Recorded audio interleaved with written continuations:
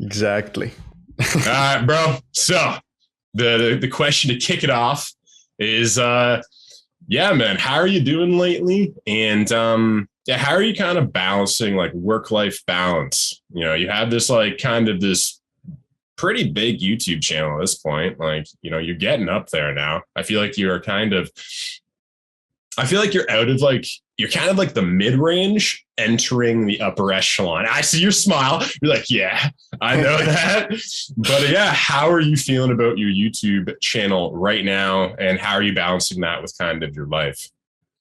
Well, YouTube is, I would say, is going pretty good lately. For the last couple of months, it's been like slowly rising up, which is always a good thing. I'm doing fine. I think 2022 has been pretty uneventful, at least for me. But like it was just nice. You know, I started streaming not that long ago, kind of expanding my content that way. But yeah, it takes a lot to kind of get used to this because it's never a consistent journey. Sometimes you would get like a dip in activity, in views, Oh, and bro. everything, and you're Yeah. like, "What am I doing wrong? What is happening?" But I would say the way to balance it properly is to just kind of, I mean, this is going to sound very pretentious, but just like what you're doing. You know, don't do something because like you have to. Like you kind of need to be in the mindset that like I'm going to record this, I'm going to edit this, I'm going to put this out there, and I'm actually going to watch it after and enjoy it. And it's something that I've really struggled with throughout like majority of my career, career on YouTube. I didn't really like watching my own videos up until like late 2020 when I realized, okay, I want to change some things and make it like better to even enjoy it myself, you know, rather than like even taking into account that there are people watching my content. So I think that's important to actually ask yourself, do you like what you do? Do you like the videos you produce? And if not, then like how can you improve that? So that's like the biggest thing for me. But of course, other things that help balance, like work life sort of scenario. I think like especially with the pandemic and everything, everybody's working from home, and it's super important to remind yourself that, you know, suddenly the work became home because you work from home and stuff. But you know, it's important to like separate those things. So what I did for myself, I did a pretty like decent setup upgrade. You know, like make everything nice, make everything kind of efficient, like a comfortable space to work, study, have fun, live, whatever. So that's like another big thing is to have a nice setup as much as you can, you know. And like a couple of last things, I really like to take walks, listen to a lot of music. Walks is so important, you know, just stepping outside. It's like it'll blow your mind if you're not doing that. Dude, I'm with you 100% with the mental health, man. Like sometimes I need to get out of my head. Like you said, it's like, you know, we work like, you know, a lot of people work from home now. Like, you know what I mean? Oh yeah. Like I do this, then I have like kind of like a side gig too. And that's also from home. So it's like, if I don't, you know, go to my buddy Christian's house or, you know, go hang out with my mom or something, like, you know, I usually, you know, chill. I usually have like kind of 2 days a week that I go and do stuff in a big way. And like, that's huge, man. Like I never knew how like required that is for mental health. It's like to be able to like look forward to things like weekly, have something that you're like, okay, you know, because like you said, you know, YouTube, like I'm going to be completely honest. Like I love doing YouTube, and sometimes it is stressful. It is difficult. It is, Oh yeah. It makes you question your identity. It makes you question who you are. And like you said, man, I could not agree more when you said it's like the ebbs and the flows. I'm like, bro, like one of my channels, I'll be getting like 90 subscribers a day for like 2 weeks. And I'm like, this is the new normal, baby. Like we're doing good. And all of a sudden, like a week of just like 40 subscribers, 30, just like, what am I doing wrong? Do I fucking suck now? Like, you know what I mean? Yeah, It's it just like, happens. It happens. oh, and that happens to you too, eh? Very frequently, actually. You know, Really? it's like a roller coaster. You know.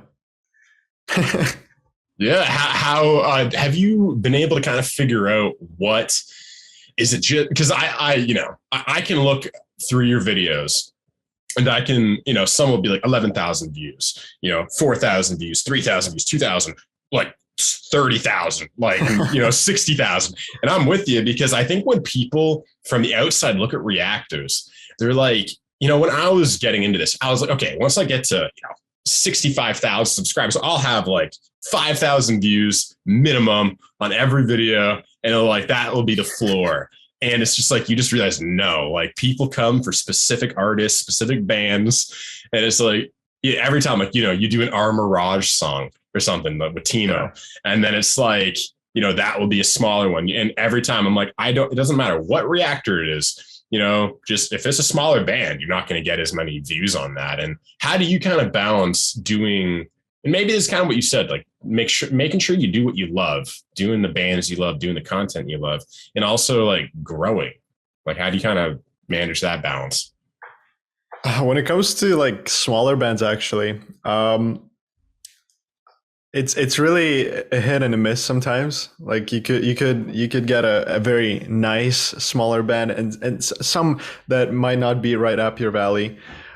Valley, that's not a alley. Sorry.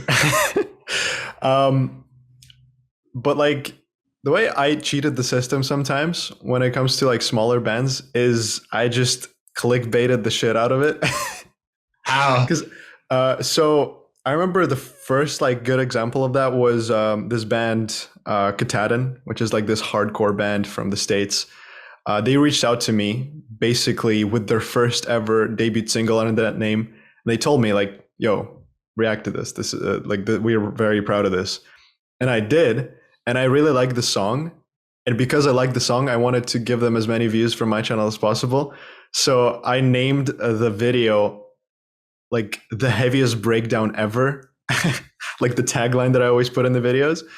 And that got like, I don't know, 8,000 views, 10,000 views, instead of like the regular 1,000 and 2,000 for smaller bands. And so like I figured if I really like something, like I would try my best to make it as like optimized for search engines as possible so that they get the attention they deserve.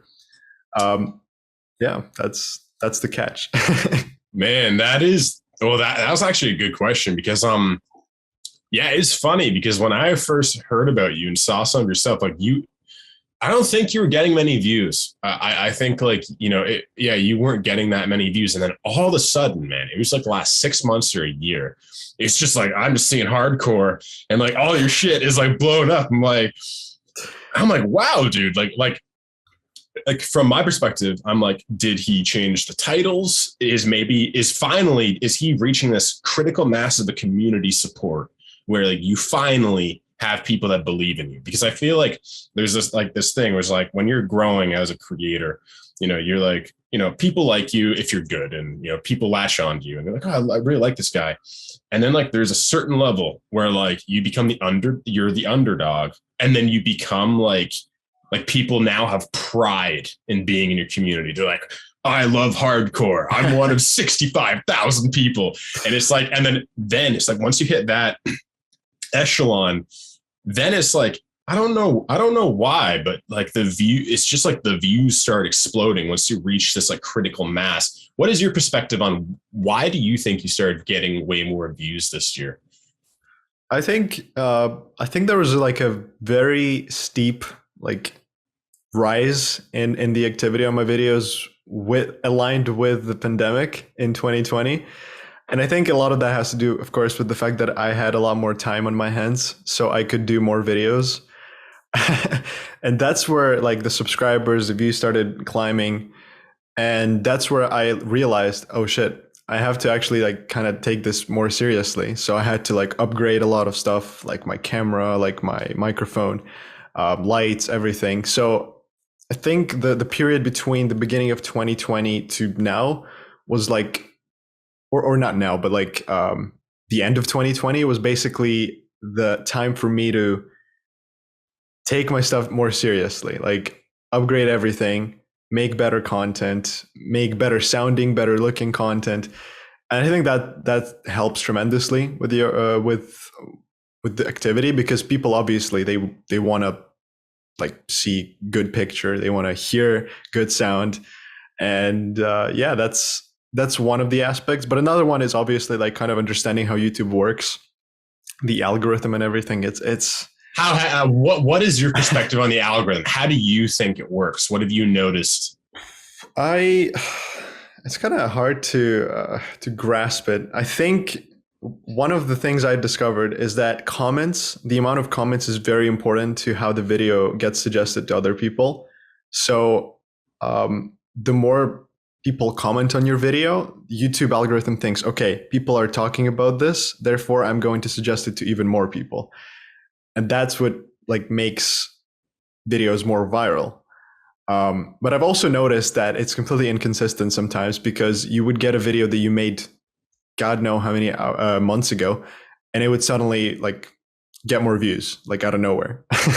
So it's a gambling game most of the time. But I would say tags are important. Like if when you're uploading the videos, you have to like click that thing, show more, and put in tags. What? Because I'm a master tag. I put a lot of effort in my tags. What do you feel are the required tags to put in to really get a video that at least will consistently get views or do well?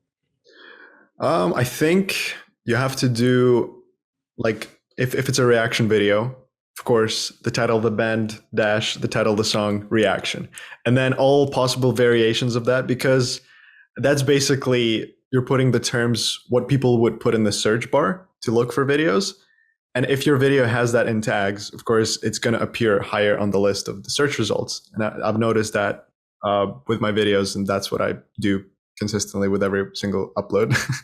Yeah, because like one thing I do is I always do like, man, I have like a rubric that I copy and paste into everyone. It's like artist, song, song, artist, yes. Artist, song.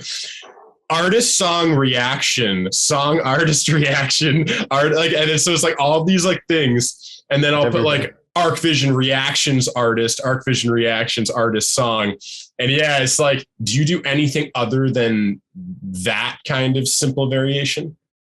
I would say around the time of like what I do, like hardcore awards, try not to headbang challenge, I put that in my tags as well, because I know that stuff is like popular in my channel right now. It's getting views.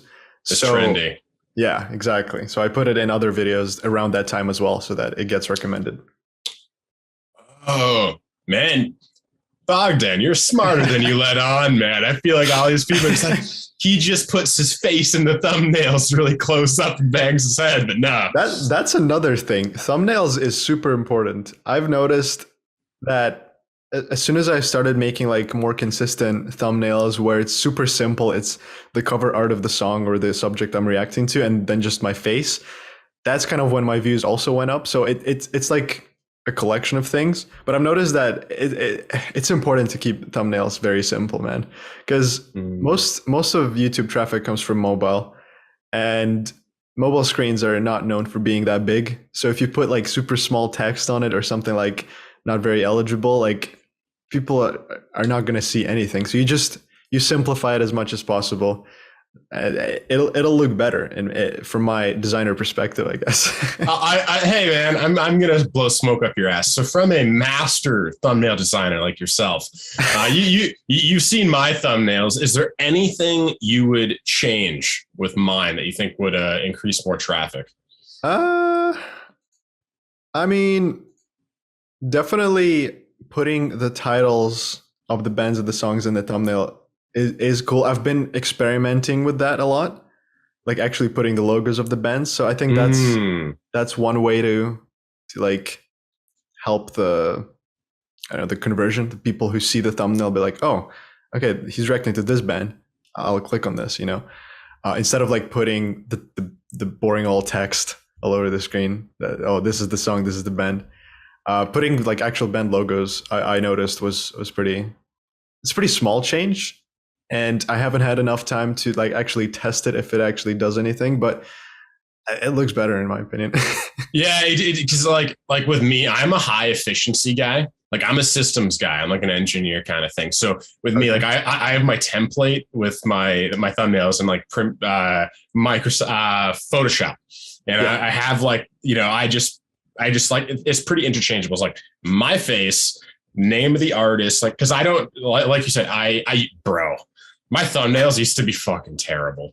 Like there was so much like words. It was like I'd have like up here the name of the artist, over here, oh my god, this rocks, over here like the name of the song, and it's just like I thought it was awesome. I thought it was like I'm just gonna flood people with information and they're gonna love it. And I've learned, like you said, keep it simple. Like and go on. I've noticed like a lot of people they actually put like those like the taglines or like the whatever the reaction thing in the thumbnails. Like I put that personally in the title because Me too. Yeah, it works better on thumbnail. It doesn't always fit. So I try my best to just keep it super simple. My face, the cover art. Sometimes I put the name of the band. That's it. Yeah, bro. I think my favorite thumbnail you've ever done, and I literally, I think this was fucking genius. This was like Inception level genius. Is when it was Bad Omens, like artificial suicide, and you put your face in the TV. I was like, yo, that was fucking genius. Yes. That was my first. That was my first thought. I've seen that. I looked at a visualizer. I was like, yeah, I'm doing that thumbnail. Oh, bro, I just love that so much because like I don't know if you're like me because I feel like everybody that follows my stuff knows I do this, but I have 4 outfits in every video. I have one of 4 outfits to keep it simple. I'm like Obama, man. I have like my 4 black shirts or whatever. Just open your wardrobe. It's the same things on the hanger. It's literally red shirt, blue shirt, and then I cycle through them every week just to keep it simple. Brand. Exactly, and for each of my t-shirts, I have 5 different faces. I have like happy face 1, happy face 2, happy face 3, like shock face 1, shock face 2, and like my thoughts is like, okay, if it comes to random people, they will not know I kind of cycle through because essentially I'm like, I'm not necessarily actually making the thumbnail based on the actual face I made in that video. I'm making a thumbnail that represents the theme and emotion of what that song made me feel. And a lot of the time those are cutouts from real reactions. So it's not like I fake my faces, but I'm like, random people who don't know my content won't know that. And they'll just be like, oh, these are just faces. And this is probably what he did in that video. And then like, when Andre's seen 100 videos, he goes, hey man, I've seen that smile like 30 times. Like when you actually look through my video selection, you're like, okay, there's that smile, that smile, that smile. Yep. So do you have a template system of certain faces, or are you legitimately every video like, oh, I like my smile right here, and then you like Photoshop it and put it in that thing? Yep, I do that. Oh my, really? I actually just screenshot the video wherever I think I made the best face and then just cut it out every single time. How do you like, because I find the problem with that, maybe it's like because you have like a beautiful camera, maybe this works for you, but how do you like I try to find, like if I do that all the time, it's so blurry a lot of the time. It's hard to find because if you're headbanging or like transitioning from like a to like a whoa, like it's like usually it's so blurry. Like how do you not get blurry photos all the time? It takes some time to find that perfect frame, not gonna lie. Sometimes I would take the blurry, a couple of times I took the blurry screenshots on purpose because it was like mid headbang, I guess, and people found that funny. I guess it's a camera thing. I don't know if it's like, I don't know. It takes time to find the perfect frame, but I find it in the end. Hey, I think it's also the lighting, actually, like the clear outline of your face. It's always very easy to cut out.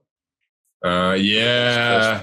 That's true. I'm hey, Bogdan, in 3 months, I'm going to be buying a DSLR too. So I'm going to join the high quality reactors party. Nice. And I'm going to blow up to 65,000 subscribers in 2 days, man. It's going to happen. Well, it's like, well, yeah, I'm not going to say that, but yeah. Hey, I'm like my goal at the end of this year is anywhere between 50 to 100,000.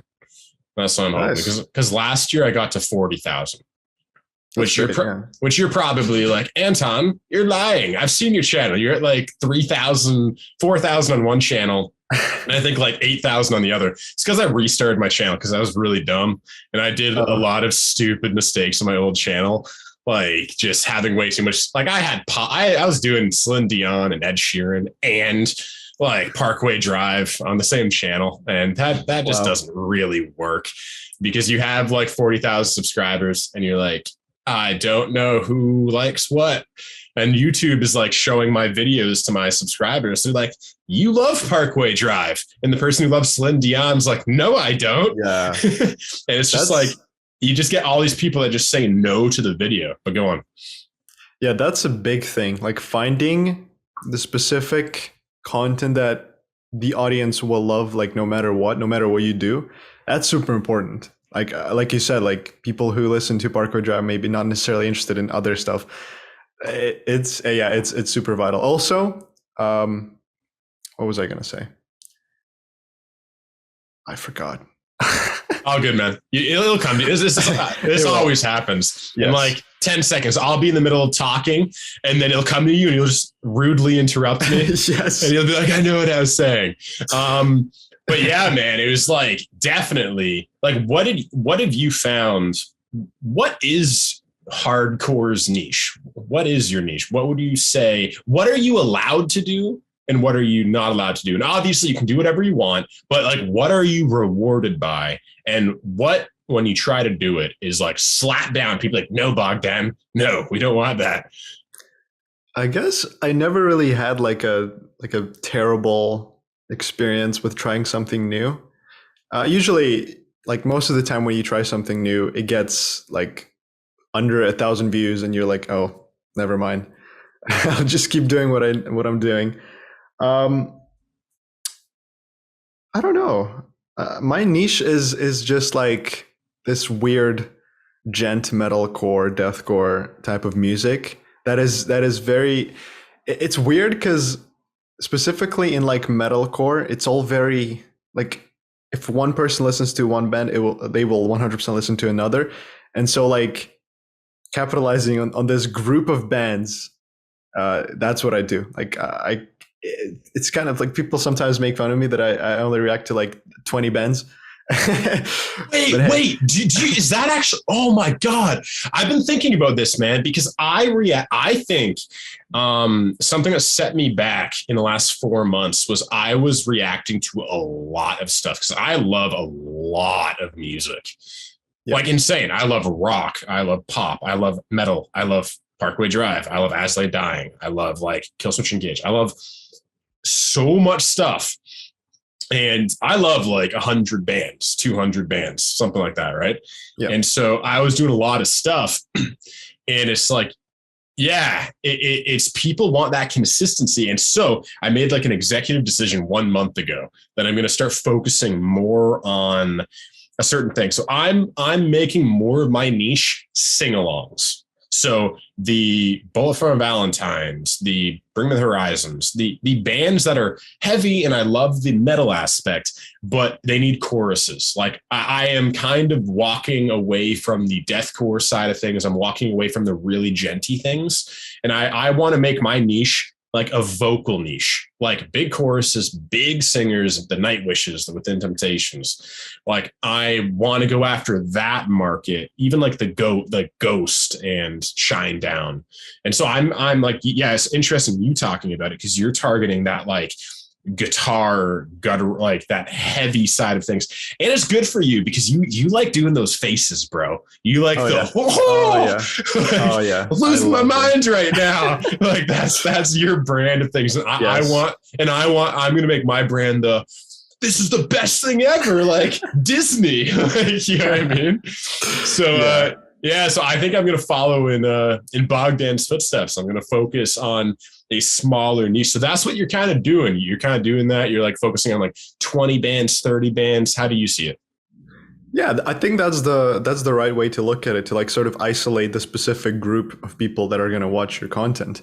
Because like again, you said if your content, it's kind of cool to have content that's very like widespread everywhere, but at the same time, you would have videos that get 50,000 views and 1,000 views, and there's Yeah. nothing you can do about that because That sucks. Yeah, I've noticed whenever I did like, I can't remember the specifics, but I tried a long time ago doing like reactions to like a lot more popular artists than what I usually do, and those would get like 1,000 views at most, or like 500 views. I know. That's weird. That's always interesting to me because it's either one of the two things. Number one, it's probably because my audience doesn't like it, so it doesn't get recommended to anyone.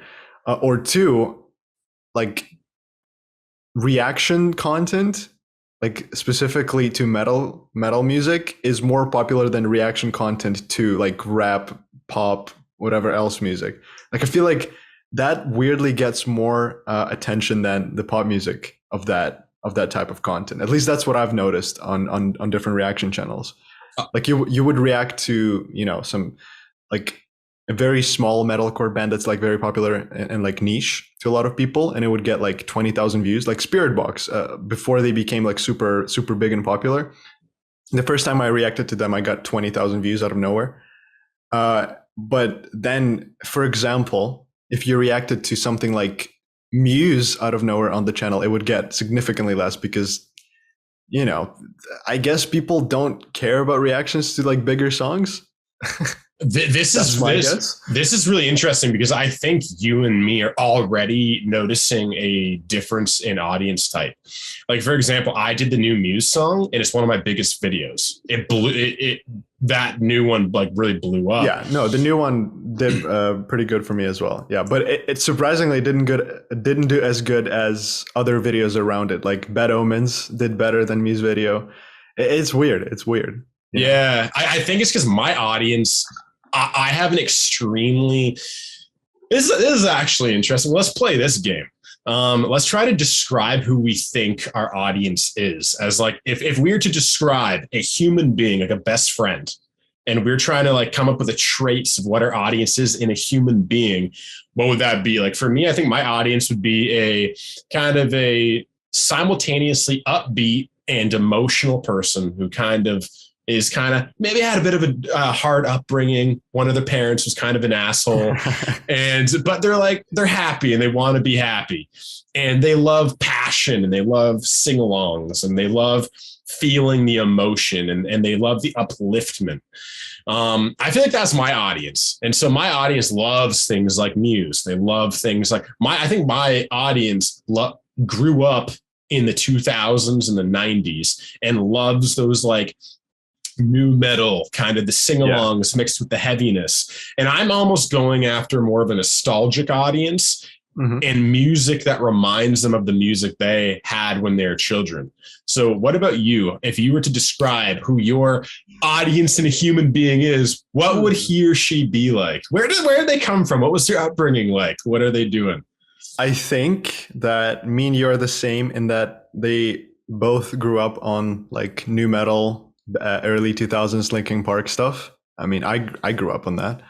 I think they would then start listening to around 2010s, 2012s. They would start listening to like Asking Alexandria. They would go into that like scene metal that is commonly known as metalcore. They're emo now. They're basically emo, but now they're just like hipster type people who wear fake glasses and think they're better than everyone else because they listen to proggy era riffs. There you go. That's very psychological, Bogdan. Are you a psychologist? Yes. No. Well, one thing is it's interesting talking to you because you definitely, I think like the persona you have online is, I think, kind of different than who you really are. Because like I had no clue. And it's like you're the same person, but I think you're smarter than people would think when they see your videos. Like, I think you do more research than people would expect. Oh, not always. No? Sometimes I'm not gonna lie. People recommend me a band or an artist to listen to, and I'm okay. I'm like, okay, and then I just hit record, and I have no clue what I'm listening to. I just kind of go along with it. I don't know. I don't really have a specific persona for my videos. I think it all comes from me being influenced indirectly or like subconsciously by other people I watch. One of the bigger metal reaction channels I've watched before was this guy, Truant. He doesn't do videos anymore. Yeah, I used to love him, the British guy. Yeah. He was so good. So chill. I just love he just smoked his vape. I know. It was awesome. So I watched a lot of his videos.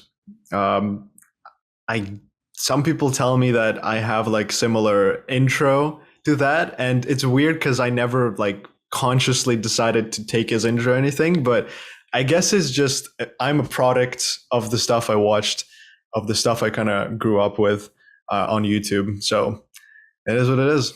I see that. I think I'm a product of Alex Hefner and Joe Rogan. Oh, wow. Yeah, it's like at times I have like the bro have a dope ass day kind of that's part of me for sure. Like I have this like Chad energy at times, and then but at the same time I'm like a lot of the time I'm pretty laid back and like analytical and kind of in depth, and I'll give like kind of these in depth analysis, kind of like a Joe Rogan or a Vin and Sori kind of thing. But you look like you have something you're about to say on your face. I think my content is not the content you would go to get like super analytical and everything. Like I usually like dissect the song in a pretty like decent way, but I never go into too much detail, into too much technical terms, because I feel like people come to my videos to like see a guy like me react to music they like or dislike, you know? So I guess in that sense, my persona would be a lot more like, you know, just the guy, just the guy, like your friend. just your buddy. Super simple. My best buddy Bogdan. The guy with the name that no one's ever heard of before, Bogdan. Where is that? Where are you from? Europe, Northern Europe, right? I was born in Eastern Europe in Ukraine, so that is a Ukrainian name. Oh, is that actually common in Ukraine? That's one of the most common names there, actually. It means given by God, which I thought is very poetic. Hey man, you are given by God. Maybe you'll get to that 1 million subscribers pretty soon. When you can just thank God. Exactly. Yeah, I know what you mean though. But yeah, like my brand of content's very analytical, mixed with like I said, the like high energy. Yeah, you know, like there's people who specifically brand their content like metal musician reacts or metal vocalist reacts. I'm like completely opposite to that. I would like to frame myself as like just an average listener, you know? Average listener's like take on a given song. So that's my brand, I guess. Yeah, I feel like it's not a problem at all, but I feel like the only problem with that is, you know, you've been doing this for 3 years. Can you really claim that you're an average listener anymore? When you could like in your head, you could break down every riff and the technicality or something, and like, you know, but you still like you do have that like average listener kind of vibe. Like, I remember I was listening to your Lowborn Wolves of the Gate reaction, and I love Wolves of the Gate, and it's just funny because you're just like, yeah, like this, cool. This is a song, yeah. This is a song. Good breakdown. That sounds like a guitar. oh yeah, that's cool. I'm like, and it kind of actually, not gonna lie, man, that kind of gave me permission again to kind of speak as I'm reacting, because I think when I was first starting, I just spoke too much all the time. Like I just kind of talk through the reaction, be like, "Oh, this is so cool! Oh man, I love this part!" Like I'd be like talking about how great the guitar solo is in the middle of the guitar solo, and no one can hear it. Be like, "Dude, shut the fuck up, man!" And I think like I kind of got a bit like I kind of started being like to the point where I wouldn't talk really at all throughout the reaction. I just kind of smile, or I'd be like, "Whoa." Like I'd do that. And then after the song was over, I'd then kind of break it down. But it was interesting when I listened to that Lowborn reaction. I was like, I kind of feel like I indirectly got like bullied out of being myself in some sense, because I was just this tiny little reactor. I didn't believe in myself yet, right? And then like I never even realized. I'm like, I stopped doing that. Why did I stop why did I stop enthusiastically expressing myself as I was listening to it? I was like, oh, because jackasses would tell me to shut up. But now I actually like what I'm doing and I'm confident in it. Like, and then so watching you, I was like, yeah, fuck it. I'm just gonna go kind of like, man, I love this riff as it's going on. You know what I mean? Yeah. One response I would have to those people who tell you to shut the fuck up during the reaction is just like, bro, just go listen to the song. Like, no one's stopping you to go listen to it on YouTube, on Spotify, whatever. Like, this is my reaction, you know? But speaking of that, I've always had kind of the problem with the opposite. I've always been afraid that I'm not talking enough during my reaction, that like people would think that I'm boring and I have nothing to say. So sometimes I would catch myself just saying stuff for the sake of saying stuff so that I appear as if I'm paying attention. But it's all about the balance. It's always about the balance. You know, it's kind of like, I don't like watching reactions where people just sit there and like bob their heads and nothing happens. But I also don't like watching reactions when people just talk throughout 95% of the song, because like, okay, we get it, shut up. Dude, it's a balance. I know exactly what you mean. This is actually a really, really smooth segue for one of my questions I have for you. Ooh. Yeah, this is an interesting one. What have been the biggest challenges for you? And this is a personal one, and feel free to go in depth with this one if you want. But what do you still feel kind of like your biggest insecurities were when you started the channel? And what are still some of the insecurities you have? You just kind of touched on one right there about that a little bit. Yeah. One of my biggest insecurities, like starting the channel, was actually before I even started doing reactions. I was doing content that didn't involve me showing my face or having my voice in the video. I was making like try not to headbang challenges, compilations, top tens, everything. And it would just completely be like music videos on the screen. It would be no me. And so I think 2018 was the year where I started doing like album reviews, reactions, and oh man, looking back at that, I'm like, damn, I came a long way. I can take that. Yeah, the biggest insecurity was for me to like show this and then talk. And also the fact that like in the beginning, my voice was very boring, monotone. That's something I've been, I guess, working on a lot lately. Well, not lately, but for the past couple of years, just like making myself sound more interesting to the watcher, the listener, the viewer. So that's like one thing, like the appearance and the sound. And also another one is a bit deeper. It's like, am I perceived as boring just because like I have nothing interesting to say, you know? Interesting. So that kind of transformed to the thing I was talking before. Like kind of finding stuff that I can talk about on the fly was always kind of difficult for me. Because generally, like this is a fucking crazy part. Sometimes when I don't care about the song, if I don't like the song, I would talk about it a lot. And other times where I'm like completely floored and blown away by a song, I'm like, wow, this is the best thing ever. I can't say anything because I'm just like shocked by how good it is, you know? But yeah, that's like the two biggest things in the beginning that I had issues with. But of course, with time, with more comments from people, like I became a lot more confident. And of course, like that involves me actually growing up, because I started when I was like, 17, 18. Really? You know, it's like you're not a developed human being yet. How old are you right now? 21. Oh man, you're younger than I thought you were. Okay, I thought you were like 24 or something. Oh, not yet. Thank God. Man, that's really interesting, man. Well, thanks for sharing that, dude. That was really nice. But that's an interesting thing about like, am I too boring? Yeah. That's I feel like a lot of, yeah, because there's these different kind of archetypes in our industry. I feel like there's the hype person. That's like the Alex Hefner, the Too Lit Mafia, like whoa, falling off his chair and shit.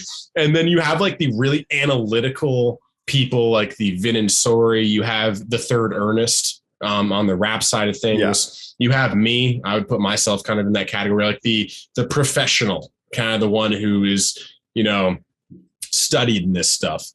And then you have I would put you and like Kyle Kupchak into this category of like your best buddy. Like that's you. Like you're everybody's best buddy. You're like, you're chill. People are like, I like that guy. I don't know why. I like Bogdan. He's a nice guy. And it's kind. Like, no, straight up. And I've blown a lot of smoke up your ass, but that's not blowing smoke up your ass. But yeah, truly, I think that like, and again, you're who you are. This is not who you are. But in terms of the archetypes of kind of, I think, how people perceive us, I think you would kind of fall in that category. And yeah, I think it is a lot of like giving yourself permission to, say as much as you want and not say too much. And because I think people like, I know some people in my camp, like Lee and Andre and stuff, like they really love people like you. They really love you and they love Kyle Kupchak. And because Andre, especially Andre, he's a very emotional person. You can tell he has like a heart of gold. He's just like a really good guy. And he likes people like you, I think, more than like a lot of the massive reactors. You know what I mean? Because he feels this like kind of kinship with you. And he feels like, I think he does feel like kind of like you're his friend. And he feels like I'm his friend. He's one of the biggest people on my Discord. He's always talking on my Discord and stuff. And I love that guy, that kid. I think he's like 18 or something, 17. He's in high school, I think, still. And I think that's kind of like, that's an asset for you, I think, is that you're just kind of that, like, I feel like you have like a big heart. And I immediately saw that about you when I kind of looked at your content, because I have a psychology background. I was doing like a master's of counseling and stuff. So I'm really good at spotting people. I just immediately, I get people. I'm like, I know what you're like. I know what you kind of, again, how emotional you are. And I feel like, yeah, you're pretty sensitive. I'm guessing, I don't know, but I'm guessing you have a sensitive side, whether you know it or not. Yeah. And again, I can tell it's that like, you're thoughtful and kind of you're just, I don't know, you're with people. And I definitely think that's like a side of, you that you're going to continue to evolve and play up. I feel like that is kind of your trump card, is that you are that, you're that friend, and you don't need to be overly technical, overly analytical. You're that guy where like when Andre loves a song, he's like, I want to see if Bogdan likes this too. Like, Bogdan, check this out. Like, that was like me and my buddy Taryn. Like, my buddy Taryn was always like that. He was just my buddy, and he would be like, Anton, yo, check out this song. Even before I was a reactor, we would do this.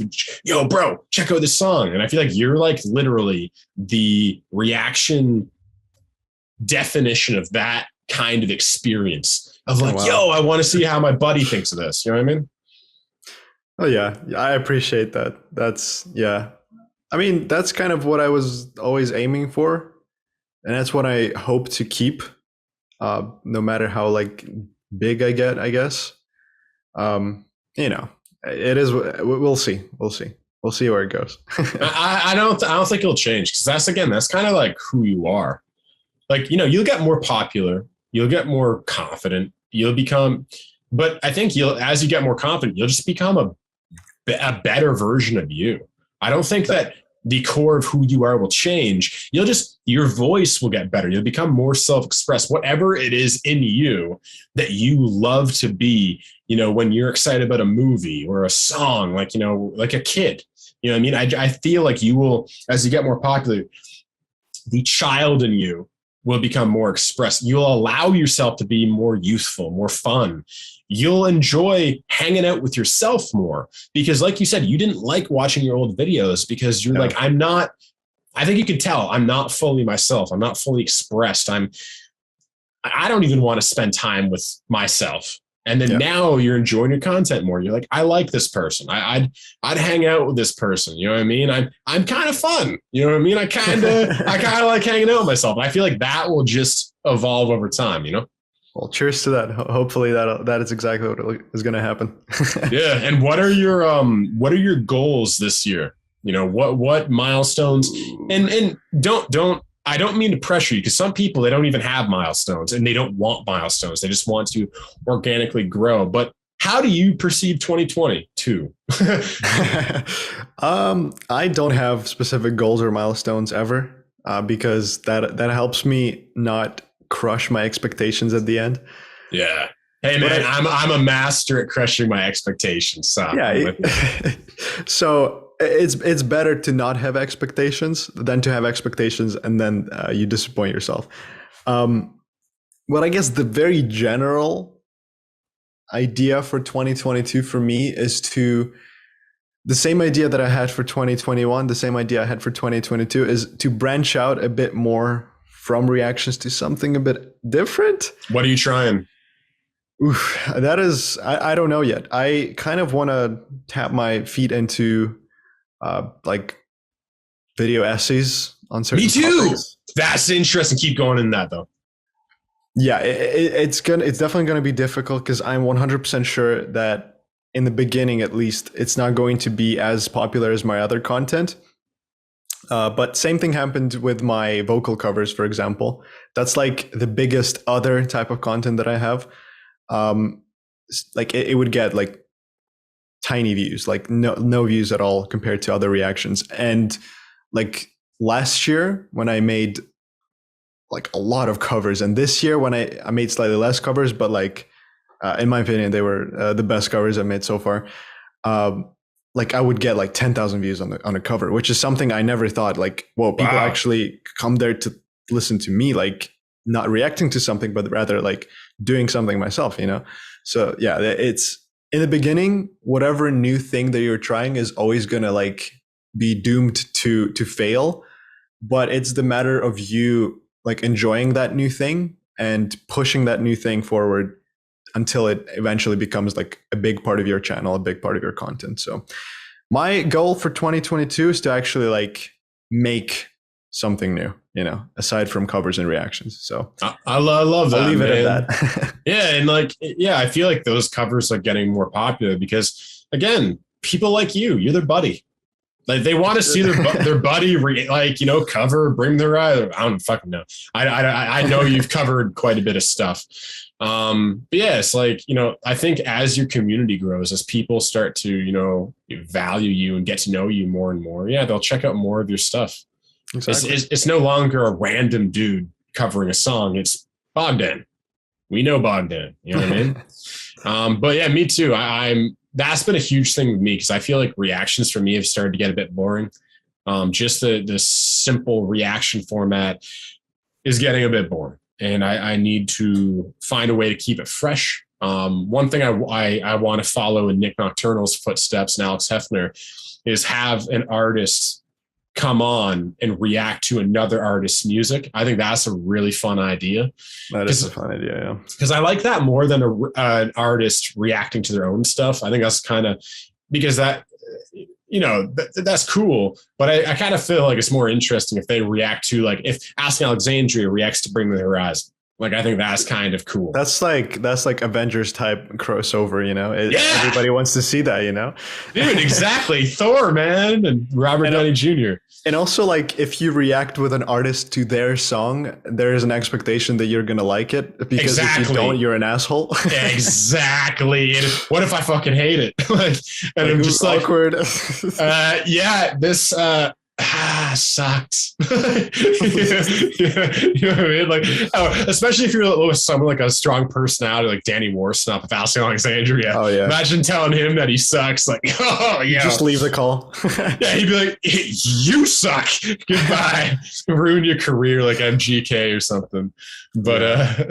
But yeah, man, I'm thinking of video essays too, actually. One thing I was thinking of too is I want to maybe start deconstructing albums, do like an album deconstruction, like an album review format where I talk about the album as a whole. Because again, I'm good with my analytical ability. I'm a writer. I'm a writer by nature. Nice. So I'm thinking, like, I like script writing. I like writing scripts. And I was thinking I might do one for like Parkway Drive's Atlas or Parkway Drive's, any Parkway Drive album. They're like my favorite. Yeah. So, dude, I know, man. And, okay, here's another question for you. Doesn't it kind of suck when you've already listened to all of your favorite artists and you can't react to your favorite songs by your favorite artists? Yeah, it does suck. Sometimes I would listen to like this is some crazy like meta stuff, but like sometimes I would listen to a song that I like love to death, and I'd be like, damn, this would be a great reaction. And like in my head, I'm like reenacting me reacting to this song, which is kind of insane. Me too. I've done it. But I can't do that because I know that song, every single part of it. So like, yeah, I feel that. I know. I've been trying to think of ways around that, dude. I've been like, how do I react to a song I've already reacted to without faking it and also making it an experience that people would want to watch? So I'm thinking maybe do a video essay on songs, like maybe do like a deconstruction or listen to a song together and then really do like a full deconstruction of what you loved about it. I'm trying to think of a way to make it fresh. You know? Yeah, I have that issue whenever I do full album reactions. Because like obviously I want to like experience the album in full, so I include every single track, even the singles that I've heard. Me too. So sometimes during the full album reaction, I'll be like, okay, I've heard this song, and then I just kind of sit there. I love this song.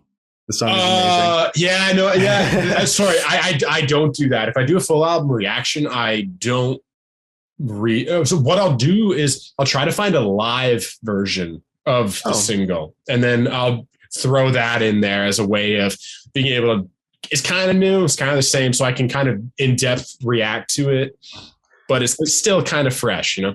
Yeah, that's a great idea. Sometimes, like I would hate a single and I would express that I don't like it, but then whenever I do an album, I have, if that song grew on me, I have an opportunity to like fix my opinion on that and tell people, okay, I actually like this song. Get off of my ass.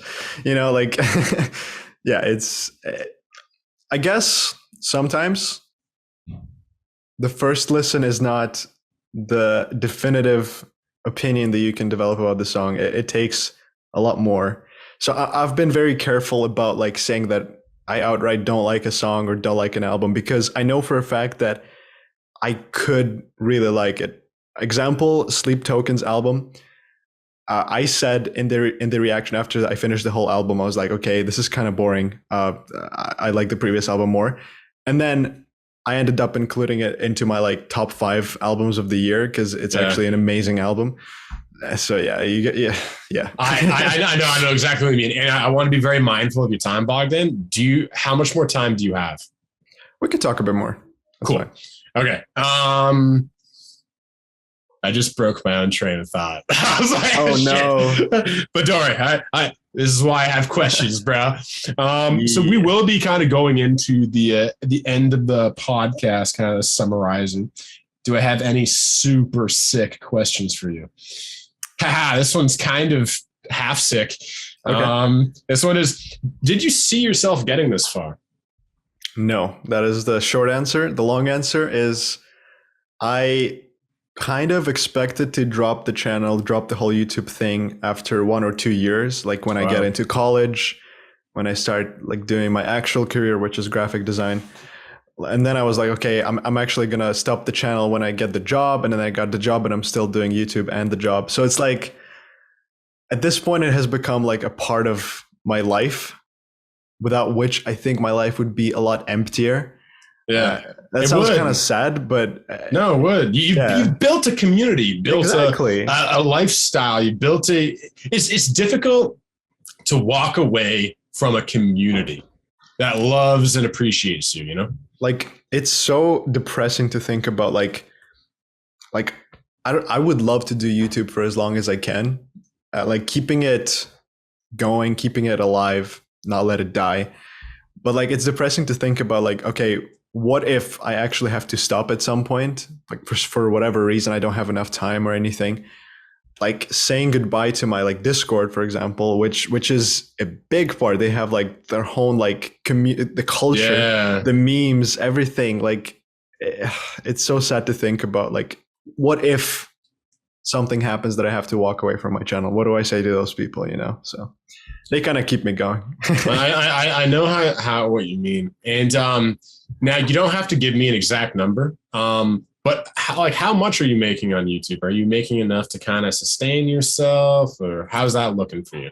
I'm making an amount that is very good for a part-time job, that's how I treat my YouTube.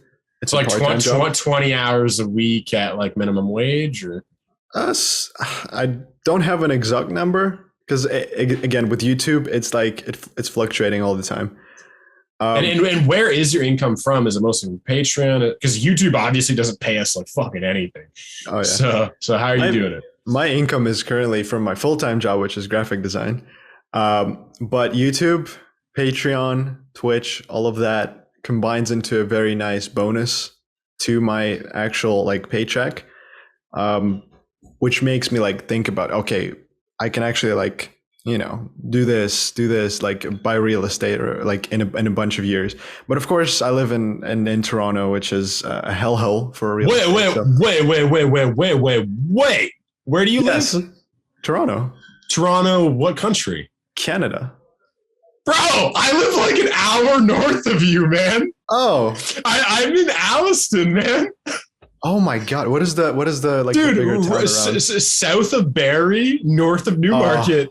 Bro, I'm literally like 50 minutes from you, bro. I thought you were like Ukraine or something now. I've been in Canada for like 6 years. Bro, you're my Canadian brother, man. This is amazing. I feel like I love you even more now. This is really weird. Isn't it creepy how like all these big reaction channels to metal are like in Toronto or around Toronto area? Are they? Who else is Canadian? Well, Mick Nocturnal. Oh shit! I forgot he was too. Who else? Metal Burb. Really? Yes, he lives basically 3 blocks down from me or something like that. No, dude. Orion reacts. Does Wyatt Stav also live in Toronto? Pretty sure he's like from Mississauga or something. Bro, what the fuck? It's crazy. It's what crazy. The how hell, many man? It's the GTA area. Like everybody's from doing reactions. Everyone's in Canada? Dude, I thought everybody was in the United States, man. Nah. Oh, dude, we should all hang out and go to a show or something together. We could have done this in person. This podcast. Bro, oh man, dude, we should totally hang out sometime. Oh, yeah, definitely. Dude.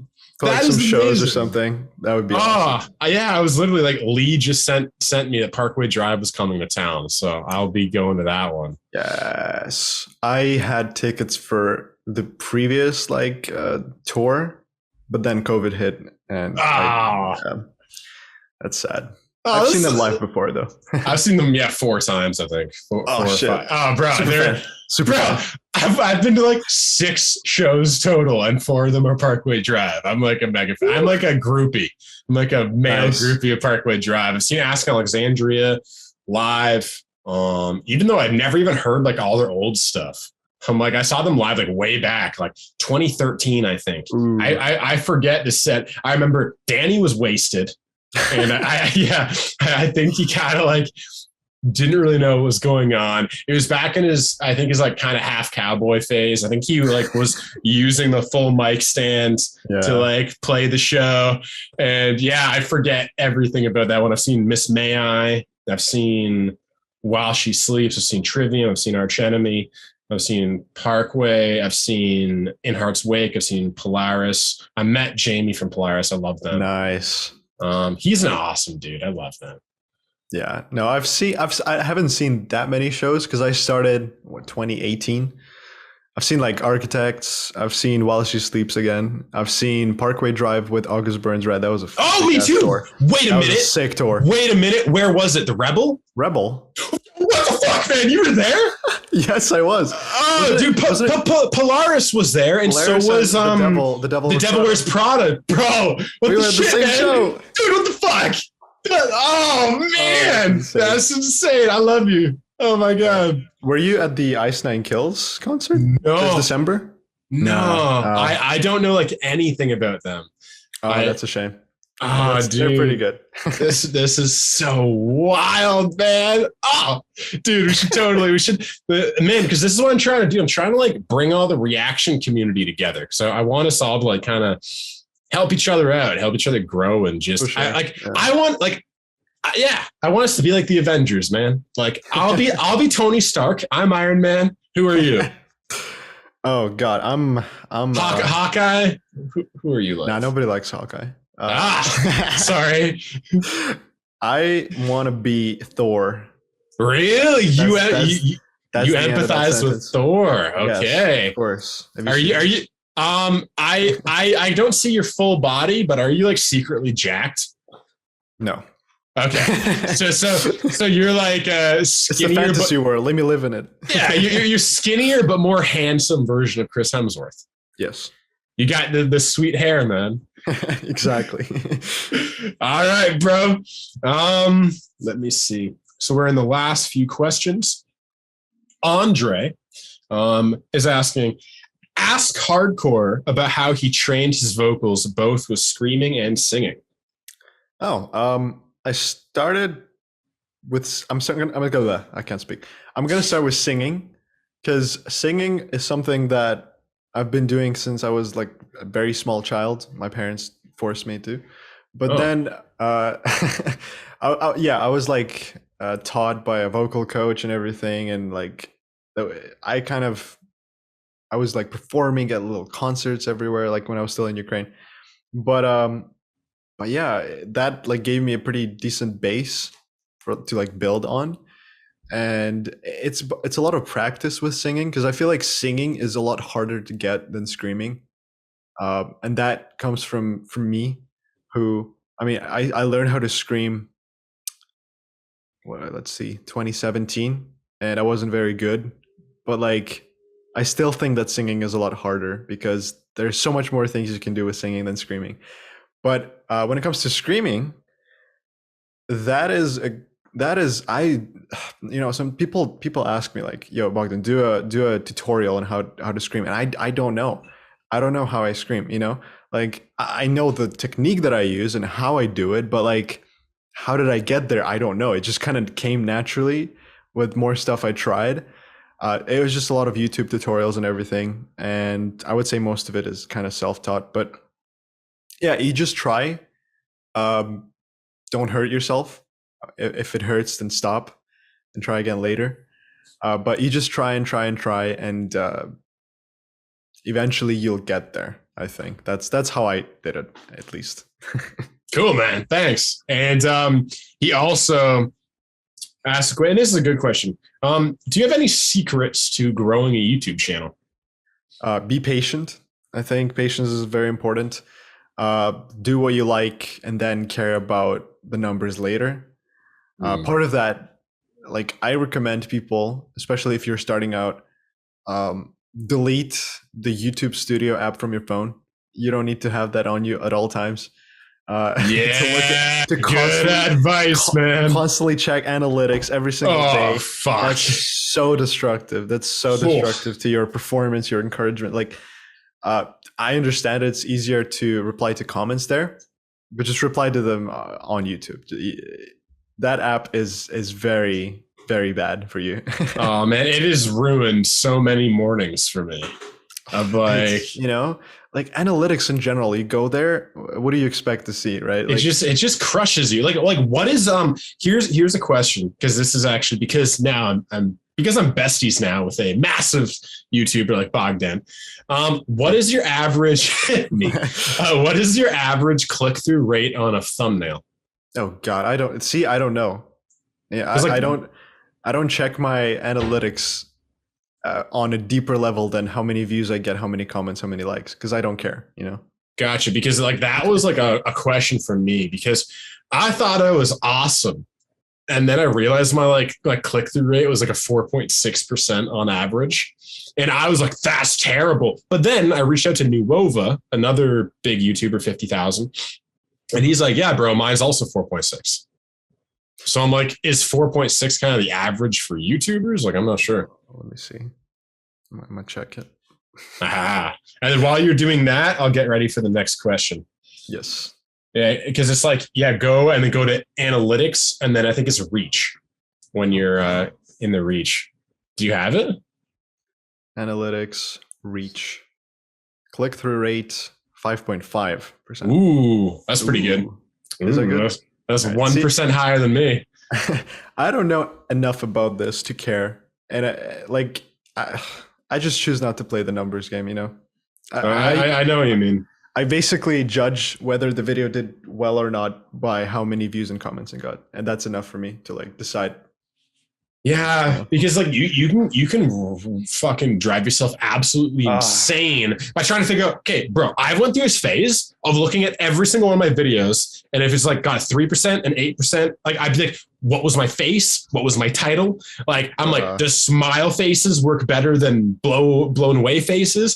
Like it drives you insane. You start to question like your own sanity. You're like, do I even know what it works like the almighty numbers? They know what works. Like I can't even. Don't do that. Don't do that. Oh, bro. Especially if you're a smaller channel, it doesn't matter at all. Like really, it doesn't. Well, especially like, because as you grow, your click-through rate will grow too, because people have more, they know who you are. Like, let's say I have 1,000 subscribers and people say they see this random Anton guy.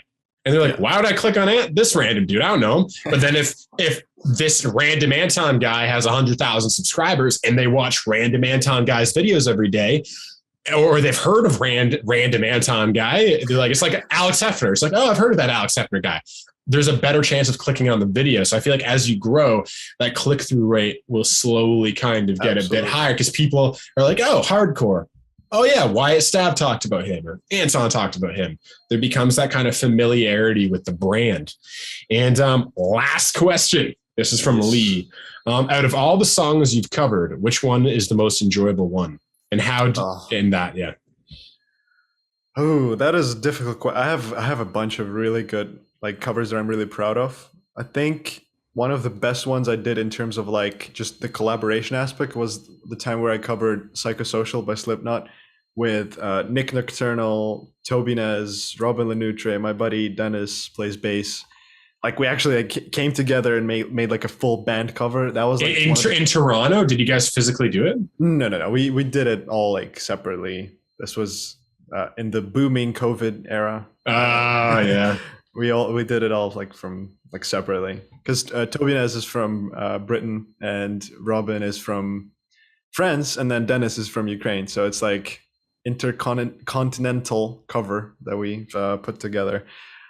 For my like personal covers, for singing, I actually really like the most recent one I did for Sleep Token because it's just like the most weird, the most out there cover emotionally and vocally for me.